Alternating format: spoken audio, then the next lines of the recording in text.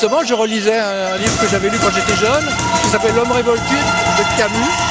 Il y a un moment où, pour être un homme, il faut se révolter. C'est pour ça que je suis là.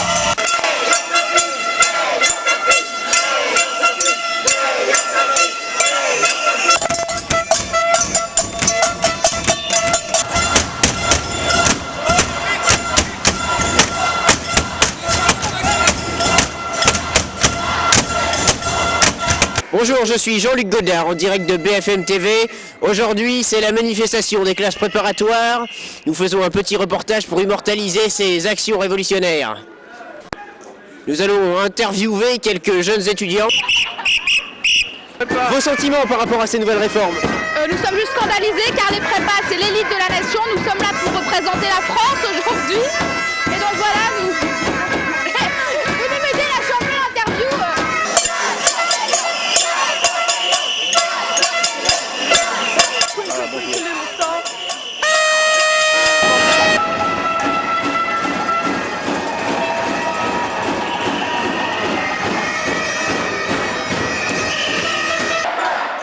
Voilà, je pose devant notre nouvel outil de travail, n'est-ce pas? Eh bien, le statut des enseignants étant aujourd'hui complètement dévalorisé, que ce soit d'ailleurs depuis l'école primaire jusqu'à l'enseignement supérieur. Nous, les profs de prépa, actuellement, nous ne protestons pas pour garder un statut privilégié, loin de là. Nous sommes les seuls à exercer à peu près normalement notre métier, avec un salaire à peu près normal.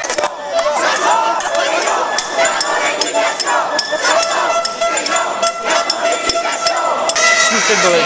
Je suis prof. Je suis prof en lycée, je suis prof de philo en lycée.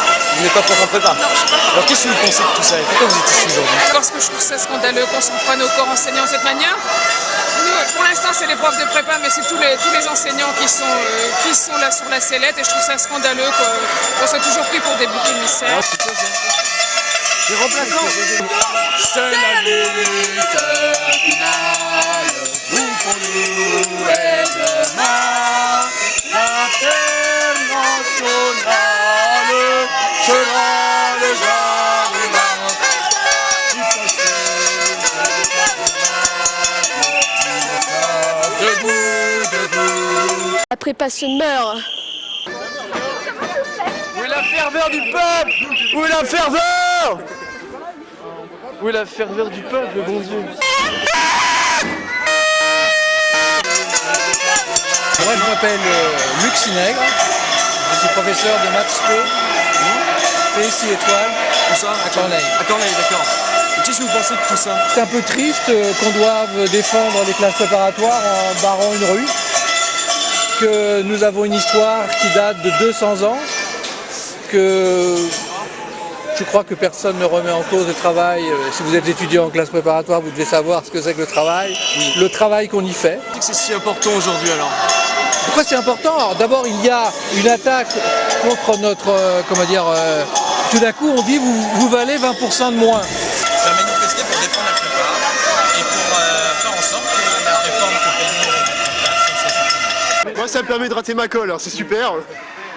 Alors Axel Bonmédaille en classe de PC, donc voilà, je représente le lycée Corneille, on va dire, comme ça.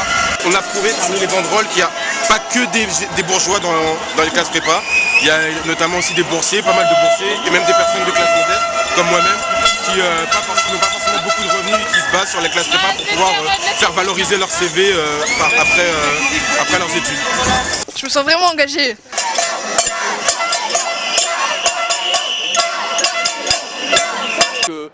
Merci à vous tous de votre soutien. C'est grâce à vous qu'on a pu rentrer, parce qu'encore une fois, il vaut mieux être relativement peu nombreux et faire beaucoup de bruit que d'être un gros ventre mou qui souvent défile pour pas grand-chose. Donc c'est très bien, vous voyez qu'on peut montrer que là, la qualité des classes prépa se montre aussi dans les décibels.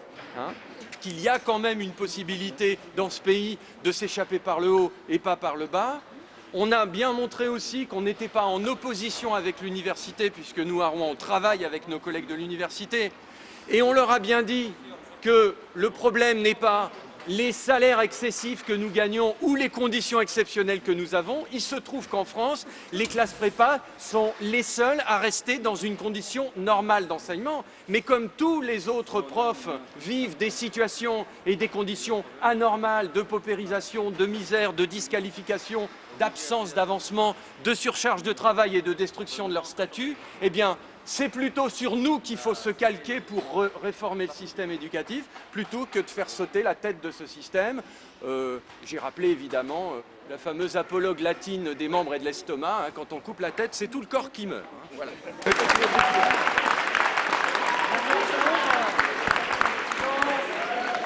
Comme on est des gens a priori bien élevés, ce qu'on va faire, c'est vous demander de ranger. On va peut-être faire un peu de nettoyage Voilà. de poubelles, il n'y a pas de sommet.